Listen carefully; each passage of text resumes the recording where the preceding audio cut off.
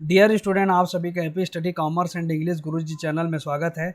आज के इस वीडियो में हम चिट्ठा, जिसको हम इंग्लिश में बैलेंस शीट बोलते हैं, इसको और अन्य नामों से जैसे स्थिति विवरण, तुलन पत्र आदि नामों से जाना जाता है। इसके बारे में आज हम इस वीडियो के माध्यम से समझेंगे कि किस प्रकार से चिट्ठा को बनाया जाता है, चिट्ठे में कौन कौन सी चीज़ों को शामिल किया जाता है। तो चलिए वीडियो को स्टार्ट करते हैं। चैनल पर नए हैं तो चैनल को सब्सक्राइब कर लीजिए, बेल आइकन को प्रेस कर लीजिए। लगातार मैं कक्षा 11वीं और 12वीं में कॉमर्स के वीडियो, लेखा शास्त्र के वीडियो बना करके लेके आता हूँ आप लोगों के लिए। तो आज जैसे ही वीडियो डलेगा तो नोटिफिकेशन आप तक पहुंचेगा, इसलिए आप चैनल को सब्सक्राइब किए रहेंगे तो उसका नोटिफिकेशन जल्दी पहुंचेगा। तो यहाँ पर देखिए, तुलन पत्र, चिट्ठा या स्थिति विवरण। तुलन पत्र, चिट्ठा या स्थिति विवरण क्या होता है, जिसको हम अंग्रेजी में बोलते हैं बैलेंस शीट। तो चिट्ठे को हम अंग्रेजी में क्या कहते हैं, बैलेंस शीट कहते हैं। और बैलेंस शीट दो शब्दों के मेल से बना होता है। बैलेंस शीट दो शब्दों के मेल से बना होता है। बैलेंस शीट दो शब्दों के मेल से बना होता है। बैलेंस शीट, बैलेंस और शीट। तो बैलेंस का आशय होता है शेष, शेष से होता है बैलेंस का आशय शेष, और शीट का अर्थ है कागज का बड़ा टुकड़ा। शीट का अर्थ क्या होता है, कागज का बड़ा टुकड़ा, अर्थात कागज पर बनाए गए शेषों की सूची। वास्तव में स्थिति विवरण व्यापारी के खातों की शेष की जो है सूची का विवरण पत्र ही है। कहने का तात्पर्य है कि चिट्ठा क्या है, तो जो बैलेंस शीट मतलब चिट्ठा जो है शेषों के, खातों के जो शेष होते हैं, खाता बही। जैसे हम जनरल में क्या करते हैं, पंजी प्रोष्टि करते हैं, पंजी प्रोष्टि के बाद हम खाता बही बनाते हैं, और खाता बही के बाद जो है शेषों का, जो खाता बही का जो शेष होता है, उन शेषों की एक सूची बनाई जाती है, जिसे हम चिट्ठा कहते हैं। उन शेषों को हम जो है विकलन पक्ष और समाकलन पक्ष में एंट्री करते हैं। विकलन शेष और समाकलन शेष जो खातों के आते हैं, उनको उसके प्रकृति के हिसाब से चिट्ठे में जो है लिखा जाता है। ठीक है, तो इसी का जो है सूची का एक विवरण पत्र है, जिसे हम चिट्ठा कहते हैं। यह साधारणतः वर्ष के अंत में बनाया जाता है। चिट्ठा हमेशा वर्ष के अंत में ही बनाया जाएगा। इसके द्वारा व्यापारी की समस्त आर्थिक स्थिति का ज्ञान होता है, कितनी संपत्ति है, कितना दायित्व है, इनका वर्तमान मूल्य तथा लाभ हानि का ज्ञान होता है। ठीक है, अब हम चलते हैं परिभाषा को आप याद कर लीजिएगा, परिभाषा एक का याद कर लीजिएगा। ठीक है, चिट्ठे की विशेषता क्या होती है, तो उपयुक्त परिभाषाओं से चिट्ठे की निम्नलिखित विशेषताएं स्पष्ट होती है। पहला, चिट्ठा जो है संपत्तियों और दायित्वों का एक विवरण पत्र है। ठीक है, चिट्ठा में संपत्ति और दायित्वों का एक विवरण पत्र है, मतलब एक तरफ हम संपत्ति को लिखते हैं और दूसरी तरफ दायित्व को लिखते हैं। इसके बाद हम इसमें विकलन और या समाकलन पक्ष नहीं होते। चिट्ठे में विकलन और समाकलन पक्ष नहीं होता। इसके बाईं ओर सभी दायित्व एवं पूंजी तथा दाएं भाग की ओर सभी संपत्तियों एवं देनदारों को दर्शाया जाता है। आगे हम प्रारूप की चर्चा करेंगे, केवल आपको थोड़ा सा थ्योरी सेक्शन को बता रहा हूँ, जितना आपको जानना जरूरी है। उसके बाद हम गणितीय सेक्शन की ओर आगे बढ़ेंगे, है ना। तो थोड़ा सा आप जान लीजिए कि क्या होता है। तो विकलन इसके जो दाएं पक्ष और बाएं पक्ष दो भाग होते हैं। तो बाएं पक्ष में दायित्व और पूंजी को लिखा जाता है, और दाएं पक्ष में जो है संपत्ति को लिखा जाता है, संपत्ति और देनदारों को दर्शाया जाता है। इसमें दायित्व और संपत्तियों के पक्ष होते हैं, दायित्व और संपत्तियों के पक्ष होते हैं। ठीक है, चिट्ठे से व्यापार में कितनी पूंजी है तथा वह किस प्रकार विनियोजित है की जानकारी प्राप्त होती है। विनियोजित मतलब होता है इन्वेस्ट, किस प्रकार से वो किस किस चीज़ों में जो है इन्वेस्ट किए हैं, इसकी जानकारी हमें प्राप्त होती है। इसमें केवल वास्तविक और व्यक्तिगत खातों को ही लिखा जाता है, वास्तविक और व्यक्तिगत खातों को लिखा जाता है। नाम मात्र के खातों को चिट्ठे में शामिल नहीं किया जाता, क्योंकि वो आय और व्यय से संबंधित होते हैं, लाभ या हानि से संबंधित होते हैं। ठीक है, उसके बाद यहाँ पर देखिए, चिट्ठा एक निश्चित समय के अंत में या वित्तीय वर्ष के अंत में बनाया जाता है। एक निश्चित समय के अंत में या वित्तीय वर्ष के अंत में इसको बनाया जाता है। फिर इसके जो है दो पक्ष होते हैं। इसके पक्षों में को और से शब्द का प्रयोग खातों के साथ नहीं किया जाता। ठीक है, जाओ बेटा अभी बाद में आना, है ना। खातों के साथ नहीं किया जाता, को और से शब्द का प्रयोग नहीं करते हैं। अब हम समझते हैं कि चिट्ठे की उपयोगिता या महत्व के बारे में। तो चिट्ठा का क्या उपयोगिता है, क्यों बनाया जाता है, इसके बारे में हमको जानना है। तो पहला जो है, चिट्ठे से हमको आर्थिक स्थिति का ज्ञान होता है कि व्यापार में कितनी संपत्ति, कितना दायित्व है, ये सभी जानकारी जो है चिट्ठे के माध्यम से प्राप्त होता है। दूसरा होता है व्यापार के लेनदारों और देनदारों का ज्ञान। तो चिट्ठे में कितना व्यापार के लेनदार हैं और देनदार। लेनदार मतलब होता है, व्यापार के लेनदार किसे कहते हैं और देनदार किसे कहते हैं। तो लेनदार का मतलब होता है जो हमसे पैसा लेगा, मतलब हम अगर व्यापारी हैं और हमने किसी से उधार लिया तो हमसे जो पैसा लेगा, ठीक है, बाद में हमको उसको चुकाना पड़ेगा, तो हमसे जो पैसा लेगा, आप अपने को मानिए कि हमसे जो पैसा लेगा वो हमारा लेनदार, और हमको जो पैसा देगा वो हमारा देनदार, वो हमारा देनदार। इस टाइप से लेनदार और देनदार को आपको हमेशा याद रखना है कि जो हमसे हमसे पैसा लेगा वो हमारा लेनदार, और जो हमको पैसा देगा वो हमारा देनदार। ठीक है, ऐसी व्यापार की स्थिति है, जैसे हम किसी को उधार सामान देते हैं तो हमारा क्या कहलाता है, वो हमारा देनदार होगा, क्योंकि उसने उधार सामान लिया है, वो हमको वापस पैसा ला करके देगा, इसलिए हमारा वो क्या हो गया, देनदार। ठीक उसी प्रकार हम भी अगर किसी दूसरे से उधार में कोई सामान या पैसा लेते हैं तो हमको भी क्या करना पड़ता है, उसको भुगतान करना पड़ता है, मतलब वो हमसे पैसा लेगा। ठीक है, इसलिए हम क्या हो गए, हमारा वो क्या हो गया, हमारा वो लेनदार हो गया। ठीक है, इसको विशेष समझना है। फिर उसके बाद लेनदार और देनदार की स्थिति का ज्ञान, रोकड़ की स्थिति का ज्ञान, कि व्यापार में कितना रोकड़, वित्तीय वर्ष के अंत में जो है रोकड़ की क्या स्थिति है, हस्तस्थ रोकड़ मतलब हाथ में रोकड़ कितना, बैंक में रोकड़ कितना, ये सारी जानकारी चिट्ठे के माध्यम से प्राप्त होती है। फिर विभिन्न कोषों की जानकारी प्राप्त होगी, क्या कौन कौन सा कोष जो है व्यापार में है, क्या होता है कि लाभ को बचाकर हम कोषों का निर्माण करते हैं, और उन्हीं कोषों की स्थिति के बारे में हमको चिट्ठे के माध्यम से जानकारी प्राप्त होती है। ठीक, उसके बाद है संपत्तियों की स्थिति का ज्ञान, तो संपत्तियां कितनी है व्यापार में, इसकी जानकारी हमको जो है व्यापार के चिट्ठे से प्राप्त होती है। शुद्ध लाभ और पूंजी का ज्ञान भी हमें चिट्ठे से प्राप्त होता है। आहरण की जानकारी, कितना जो है व्यापारी ने आहरण किया है, क्या बोलते हैं, माल का आहरण कितना किया, और पूंजी का आहरण कितना, माल का आहरण और रोकड़ का आहरण कितना किया, इसकी जानकारी हमें चिट्ठे के माध्यम से प्राप्त होती है। तो ये हो गया क्या, इसके लाभ हो गए, किसके, चिट्ठे के महत्व या लाभ कह सकते हैं, या उपयोगिता कह सकते हैं। अब हम आगे चलते हैं चिट्ठे बनाने की विधि, ये जो है इम्पोर्टेंट है, आपको जानना है इसके बारे में। तो हम जो है आर्थिक स्थिति को प्रकट करने वाला एक संक्षिप्त विवरण है, इसके तैयार करने की विधियां निम्नानुसार। पहला, चिट्ठे का शीर्षक। चिट्ठे का शीर्षक इस प्रकार से लिखा जाता है कि चिट्ठा दिनांक खाली स्थान को, तो यहाँ पर आप जिस वर्ष के अंत में बना रहे हैं या जिस निश्चित तिथि के बाद बना रहे हैं उस तिथि को डाल देंगे। ठीक है, उसके बाद यहाँ पे लिखा है चिट्ठा वर्ष के अंतिम तिथि पर व्यापार की आर्थिक स्थिति प्रकट करता है, इसीलिए इसे के शीर्ष में दिनांक के साथ साथ समाप्त होने वाले वर्ष के लिए नहीं लिखा जाता। ठीक है, शीर्ष में जो है दिनांक के साथ साथ समाप्त होने वाले वर्ष के लिए नहीं लिखा जाता, केवल अंतिम तिथि का उल्लेख किया जाता है। क्लियर हो गया।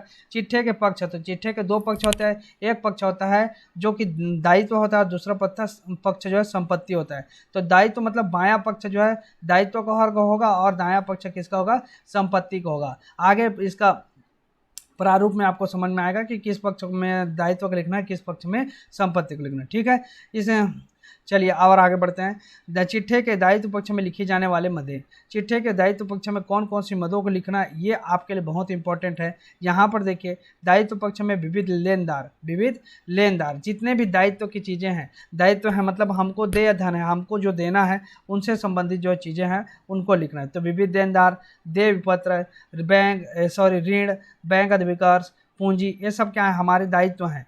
ठीक है, विविध लेनदार मतलब हम जो लेनदार हैं वो पैसा लेने वाले हैं व्यापार से, तो ये लेनदार जो है दायित्व हो गए। देय पत्र भी दायित्व हो गया, ऋण भी दायित्व हो गया, बैंक अधिविकर्ष एक प्रकार का ये क्या है, बैंक से लिया गया लोन है, समझिए ये भी। ठीक है, वो भी क्या है, दायित्व है। पूंजी दायित्व है व्यापारी के लिए, व्यापारी को देना है, व्यापार का दायित्व है आदि। व्यापार का दायित्व प्रकट करने वाली मदों को लिखा जाता है। पूंजी में शुद्ध लाभ जोड़ा जाता है, पूंजी में शुद्ध लाभ को जोड़ेंगे, और यदि शुद्ध हानि है तो इस हानि को घटाया जाता है। शुद्ध हानि है तो क्या करेंगे, उस हानि को हम घटाएंगे। ठीक है, इसके पश्चात स्वामी के आहरण भी पूंजी से घटाए जाते हैं। देखिए, तीन चीज़ों को आपको समझना है। शुद्ध हानि है तो हम उसको क्या करेंगे, पूंजी में से घटाएंगे। शुद्ध लाभ है तो पूंजी में जोड़ेंगे, और आहरण है तो पूंजी में से घटाएंगे। इन चीज़ों को आपको याद रखना है। चिट्ठे के संपत्ति पक्ष में लिखी जाने वाली मदें, तो चिट्ठे के संपत्ति पक्ष में लिखी जाने वाली मुख्य मदें इस प्रकार हैं। पहला है रोकड़ शेष, दूसरा बैंक शेष, विविध देनदार, प्राप्य पत्र, दिया गया ऋण मतलब हमने अगर किसी दूसरे को दिया, व्यापार का जो मतलब व्यापार ने किसी दूसरे को दिया। ठीक है, व्यापार से अगर हम किसी को ऋण देते हैं तो वो दिया गया ऋण कहलाएगा। लेकिन हाँ, व्यापार में कहीं से ऋण लेते हैं बैंक से या अन्य व्यक्तियों से, तो वो ऋण जो है दायित्व में जाता है। लेकिन हमने अगर मतलब व्यापार ने अगर कहीं दिया, ठीक है, किसी दूसरे व्यक्ति को दिया, तो वो ऋण जो है दिया गया ऋण कहलाएगा। स्थायी संपत्तियां जैसे उपस्कर, मोटर गाड़ी, भवन, फर्नीचर, ये सारे क्या हैं, स्थायी संपत्तियां हैं आदि। यदि अंतिम रहत्या है तो इसे भी संपत्ति पक्ष में लिखा जाता है। अंतिम रहत्या का मतलब होता है अंतिम स्टॉक या अंतिम स्कंद भी बोल सकते हो, ठीक है, स्टॉक। तो ये हो गया क्या, संपत्ति पक्ष में लिखे जाने वाली मदें। अब हम चलते हैं से और को का प्रयोग नहीं। तो चिट्ठे में से और को का प्रयोग नहीं किया जाता, ठीक है, क्योंकि चिट्ठा एक विवरण पत्र है, कोई खाता नहीं है, कोई खाता नहीं है, इसमें से और को का प्रयोग नहीं करेंगे। से और को का प्रयोग जो है हम किस में करते हैं, खाता बही जब बनाते हैं उसमें करते हैं, लेकिन इसमें हम नहीं करेंगे। फिर उसके बाद क्रमांकन। तो यहाँ पर देखिए, चिट्ठे के दायित्वों तथा संपत्तियों को एक निश्चित क्रम में लिखा जाता है। क्रमांकन मतलब एक निश्चित क्रम, ठीक है। तो दायित्व और संपत्तियों को हम एक निश्चित क्रम में लिखेंगे। यह क्रम दायित्वों और संपत्तियों की तरलता अथवा उनके स्थायित्व को व्यक्त करता है। एक होता है, दो क्रम होते हैं, एक तरलता का क्रम होता है और दूसरा होता है स्थायित्व क्रम। तरलता क्या होती है और स्थायित्व क्या है, आगे चर्चा करेंगे, ठीक है। तो अब संपत्तियों का वर्गीकरण को समझिए। संपत्तियों का वर्गीकरण, तो व्यापार में अनेक प्रकार की संपत्तियों का प्रयोग किया जाता है, अतः इन संपत्तियों को उनके स्वभाव और उनकी उपयोगिता के आधार पर निम्नानुसार वर्गीकृत किया जाता है। पहला जो होता है वो है स्थायी या अचल संपत्तियां। स्थायी या अचल संपत्तियां ऐसी संपत्तियां जो कि स्थायी या अचल संपत्तियां कहलाएंगी, जो कि हम जो है स्थायी रूप से व्यापार में उपयोग करते हैं। जैसे देखिए, व्यापार में स्थायी रूप से उपयोग में आने वाली संपत्तियां स्थायी संपत्तियां कही जाती है। इन संपत्तियों का क्रय पुनः विक्रय के उद्देश्य से नहीं किया जाता। मतलब इन संपत्तियों को जब हम खरीदते हैं तो उसको बेचने के उद्देश्य से नहीं खरीदते हैं, हम उपयोग करने के उद्देश्य से खरीदते हैं। स्थायी संपत्तियां दो प्रकार की होती हैं। एक तो मूर्त संपत्तियां होती है, जिन्हें हम देख सकते हैं, छू सकते हैं, स्पर्श कर सकते हैं, जैसे भूमि, भवन, मशीन आदि, है ना। लेकिन एक संपत्ति ऐसी होती है जो अमूर्त होती है। अमूर्त संपत्तियां जिसको हम देख नहीं सकते, छू नहीं सकते, केवल क्या कर सकते हैं, महसूस कर सकते हैं। और वो क्या है, तो व्यापार की जो ख्याति होती है वो अमूर्त संपत्ति के रूप में जानी जाती है। तो ख्याति को क्या मानते हैं, तो अमूर्त संपत्ति मानते हैं। फिर उसके बाद है चल संपत्तियां। चल संपत्तियां क्या होती है, तो चल संपत्तियों से आशय ऐसी संपत्तियों से है जिनका प्रयोग व्यापार में अस्थायी रूप से किया जाता है। क्या होता है, व्यापार में अस्थायी रूप से किया जाता है, मतलब हम जो है लंबे समय के लिए नहीं करते, ये जो है अस्थायी रूप से किया जाता है, मतलब कुछ समय के लिए होते हैं। अर्थात जो पुनः विक्रय करने के लिए या रोकड़ में परिवर्तित करने के उद्देश्य से व्यापार में रखी जाती, पुनः विक्रय करने के उद्देश्य या रोकड़ में परिवर्तित करने के उद्देश्य से रखी जाती है, उसे हम क्या बोलते हैं, ये चल संपत्ति। जैसे हस्तस्थ रोकड़, मतलब हाथ में जो रोकड़ है वो हमारा चल संपत्ति है, ठीक। बैंक में रोकड़ चल संपत्ति है। विनियोग, प्राप्य, विपत्र, स्कंद आदि ये सारे क्या हैं, चल संपत्तियां हैं, ठीक है। उसके बाद हम चलते हैं आगे, तीसरा पॉइंट को देखिए, अवास्तविक संपत्तियां। तो अवास्तविक संपत्तियां क्या है, तो ऐसी संपत्तियां जिनका मूर्त या यथार्थ रूप नहीं होता, अवास्तविक संपत्तियां कही जाती। ऐसी संपत्तियां जिनका मूर्त या यथार्थ रूप नहीं होता, उन्हें क्या कहते हैं, अवास्तविक संपत्तियां कही जाती हैं। जैसे प्रारंभिक व्यय, लाभ हानि खाता, विज्ञापन आदि, इन्हें नाम मात्र की संपत्तियां भी कहते हैं, नाम मात्र की संपत्तियां कहते हैं। क्लियर हो गया।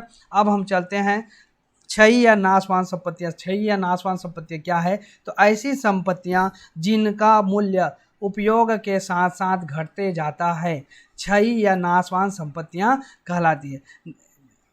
क्या बोल रहा है कि उपयोग करते जाएंगे और उसका मूल्य क्या होते जाएगा, घटते जाएगा। ऐसी संपत्तियां जिनका मूल्य उपयोग के साथ साथ घटते जाता है, उसे हम क्या बोलते हैं, क्षयी या नाशवान संपत्तियां कहते हैं। जैसे खाने मतलब जो भी खदान है जिनसे हम कोयला, पत्थर और अनेक प्रकार के जो खनिज तत्व हैं वो निकालते हैं, उन खानों की बात हो रही है। यहाँ पर देखिए, पट्टे पर ली गई संपत्तियाँ, पट्टे पर ली गई जो संपत्तियाँ हैं वो, फिर जीवित पशु आदि, ये सभी क्या हैं, अवास्तविक संपत्तियों के अंतर्गत आते हैं। फिर सॉरी, ये सभी क्या हैं, ये क्षयी या नाशवान संपत्तियां हैं। ठीक है। उसके बाद संभाव्य संपत्तियां, तो ऐसी संपत्तियां जो वर्तमान में व्यापार की संपत्तियां नहीं हैं, ऐसी संपत्तियां जो वर्तमान में व्यापार की संपत्तियां नहीं हैं किंतु किसी घटना के घटित होने अथवा न होने पर व्यापार की संपत्तियां बन जाती है, संभाव्य संपत्तियां कही जाती है। मतलब अभी वर्तमान में तो संपत्ति नहीं, लेकिन हो सकता है भविष्य में संपत्तियां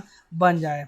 तो इस प्रकार की चीज़ों को शामिल करेंगे, जैसे किसी मामले के निपटारे पर संपत्ति का प्राप्त होना आदि। संभाव्य संपत्तियों को चिट्ठे में नहीं दिखाया जाता, वरन इन्हें चिट्ठे में टिप के रूप में प्रदर्शित किया जाता है। अब हम समझते हैं कि दायित्वों का वर्गीकरण। दायित्वों का वर्गीकरण में समझिए कि किसी भी व्यापार के दायित्वों को निम्नानुसार वर्गीकृत किया जा सकता है। पहला है स्थायी दायित्व। स्थायी दायित्व मतलब ऐसी दायित्व हैं जो कि स्थायी हैं। ऐसे दायित्व जिनका भुगतान एक लंबी अवधि के बाद जो है किया जाना हो। ऐसे दायित्व जिनका भुगतान एक लंबी अवधि के बाद किया जाना हो उसे क्या बोलते हैं, हम स्थायी दायित्व कहते हैं। ठीक है। जैसे हो गया पूंजी। पूंजी व्यापार का एक स्थायी दायित्व है। ठीक, व्यापारी जो है व्यापार में पूंजी लगाता है, लेकिन व्यापारी तुरंत व्यापार से पूंजी वापस नहीं लेता है, उसको धीरे धीरे करके वो अपनी जो जमा मतलब जो राशि लगाया है उसको वापस लेता है। ठीक है। उसके बाद लंबी अवधि के ऋण। लंबी अवधि के ऋण मतलब हो सकता है 15 साल 20 साल के लिए अगर आपने किसी प्रकार का लोन लिया है तो वह ऋण आपका क्या कहलाएगा, स्थायी दायित्व कहलाएगा। फिर है चल संपत्ति, चल दायित्व। चल दायित्व क्या होता है, तो ऐसे दायित्व जिनका भुगतान अल्पकाल में, अल्पकाल मतलब होता है 1 वर्ष के भीतर या हो सकता है 1 या 2 वर्ष के भीतर किया जाना हो, वो क्या कहलाएगा, चल दायित्व कहेंगे। जैसे बैंक अधिकर्ष, लेनदार, देय विपत्र आदि, इन सबको जो है चल दायित्व की श्रेणी में रखा गया है। और संभाव्य दायित्व मतलब ऐसे दायित्व जो वास्तविक वर्तमान में नहीं है लेकिन उसके दायित्व होने की संभावना बन रही है। जैसे ऐसे दायित्व जिनका वास्तविक दायित्व होना या न होना भविष्य की घटना पर निर्भर होता है, संभाव्य दायित्व कहे जाते हैं। इस प्रकार के दायित्वों को चिट्ठे